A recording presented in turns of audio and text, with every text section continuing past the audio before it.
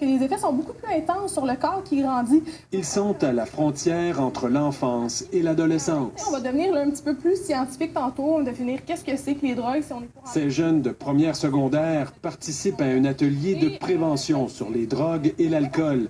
Ils sont à une période critique pour prévenir d'éventuels problèmes de consommation. Tous ces risques-là sont pires plus une personne consomme jeune. Donc nous, l'idée des ateliers, c'est vraiment de créer des programmes qui vont retarder le plus possible le moment de la première consommation. Bon terme serait cannabis. Le cannabis, c'est encore illégal. Le cannabis est-il légal ou illégal? Pas tout à fait clair dans l'esprit de ces jeunes. On sait que c'est pas encore légal et que c'est pas vraiment une bonne idée d'en prendre. Je pense pas que les gens ils savent vraiment si c'est légal ou pas. Je pense qu'il faut vraiment quelqu'un pour nous le dire. La légalisation prochaine complique la tâche des professeurs qui craignent la banalisation des dangers du cannabis. Pas pire que prendre un verre de vin, là. Tu sais, on s'amuse, on est jeune, on est fou, on peut se permettre des choses. On en est dans cette banalisation complète de la drogue. Ces élèves de 5e secondaire, référés par l'école, ne fument pas de cannabis. J'ai entendu beaucoup de choses que c'est comme l'alcool, puis blablabla. Je trouve que c'est pas pareil du tout, puis que c'est trop banalisé. Si le gouvernement, exemple, il accepte ça, qu'on prenne la marijuana, les gens vont se dire comme les gens juste disent ça doit pas être si pire que ça, les effets.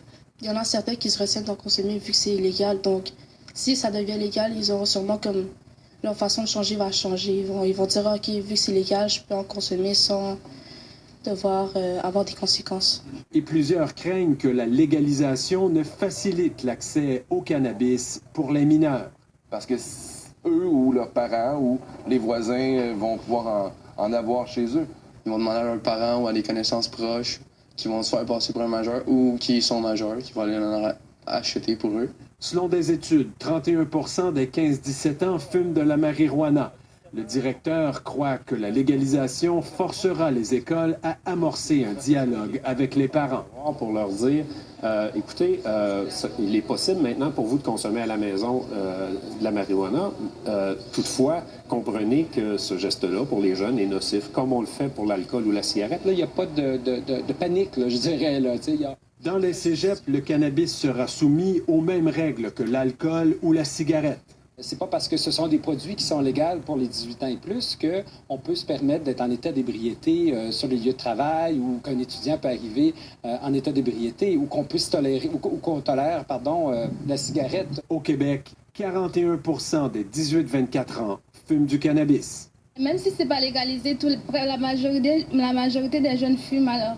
Ça change pas grand-chose. La plupart des gens qui fument comme on hâte que ça arrive parce qu'ils en ont marre de se cacher. Mais ceux qui fument pas, ils sont plutôt normaux, comme ça ne les dérange pas qu'ils soient légalisés ou pas.